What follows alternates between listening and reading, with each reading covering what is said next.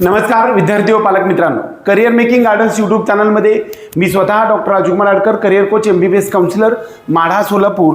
आज फार न वेळ घालवता महत्त्वाच्या टॉपिकवरती जाऊया. CET cell, Maharashtra state common interest test CET cell मार्फत आपल्याला 18/8/2026ला नोटीस नंबर 9 नीट UG 2026च्या संदर्भामध्ये एक regarding the procedure of raising complaints and objections या संदर्भामध्ये state CET cell notice number 8 dated 14/8/2026 रोजी जे काय नोटिफिकेशन आलेलं होतं त्यानुसार हे जे आज 18 तारखेला एक प्रोव्हिजनल मेरिट लिस्ट येईल, त्याच्या अगोदर एक कॉमन मेरिट लिस्ट येईल, त्यानंतर प्रोव्हिजनल मेरिट लिस्ट येईल. त्यामध्ये तुमचं सर्वांचं कॅटेगरी असेल ती पण येणार आहे, संपूर्ण नाव येणार आहे, त्याच्यामध्ये स्पेलिंग वगैरे सर्व बघून घ्या. या संदर्भामध्ये एकूण 14 पॉईंट्स आपल्याला सर्वांना दिलेले आहेत. ते उद्या 19 आणि 20 तारखेला 2 दिवस आपल्याला ग्रीव्हान्सेस द्यायचे आहेत, म्हणजे ऑब्जेक्शन्स किंवा काही जे आपल्याला समजा काही म्हणणं असेल ते मांडण्यासाठी आपल्याला वेळ दिलेला आहे. ती तारीख जी आपल्याला दिलेली आहे ती तारीख आपल्याला उद्याची 19 आणि 20 तारीख दिली आहे. As per revised schedule published the notice number 8 नंबरच्या नोटीसमध्ये the provisional merit list of the candidate will be published on official website today. आज CET सेलच्या वेबसाईटवरती आज जी काही नोटीस आहे ती येणार आहे.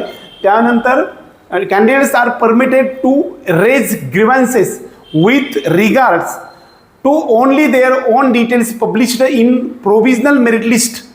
म्हणजे जी काही आज 18 तारखेला जी काही प्रोव्हिजनल मेरिट लिस्ट येणार आहे त्याच्यामध्ये 19 पासून 20 तारखेच्या संध्याकाळी 5 वाजेपर्यंत आपल्याला ग्रीव्हान्सेस द्यायचे.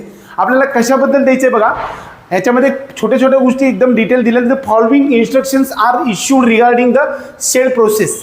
याच्यामध्ये नंबर 1 नाही, फार न वेळ घालवता महत्त्वाच्या टॉपिकवरती जाऊया. Candidate should carefully verify, spelling बघा तुमचं, त्याचं नाव, कॅटेगरी, जेंडर, मार्क्स आणि other relevant details published as a provisional merit list. Provisional merit list जी आता येणार आहे आज संध्याकाळी ते तुम्ही पाहून घ्या.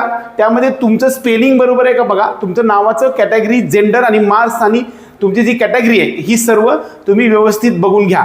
दुसरा जो पॉईंट आहे तो in case of any discrepancy or error, जर तुम्हाला त्याच्यामध्ये काही चेंज दिसला किंवा बदल दिसला किंवा चूक दिसले, अबव मेन्शन्ड डिटेल्स, वरती सांगितलेल्या गोष्टीवरती जर आपल्याला चेंज दिसला तर candidate may raise grievance through their log in, म्हणजे तुमच्या स्टुडंट लॉगिंगवरती जाऊन आपल्याला त्या ठिकाणी ग्रीव्हान्समध्ये उद्या 19 आणि 20 तारखेला ग्रीव्हान्समध्ये जायचं आहे. बघा, grievance raised through email will not be considered. तुम्हाला मेल करून चालणार नाही हे पण या ठिकाणी सांगितलेलं आहे.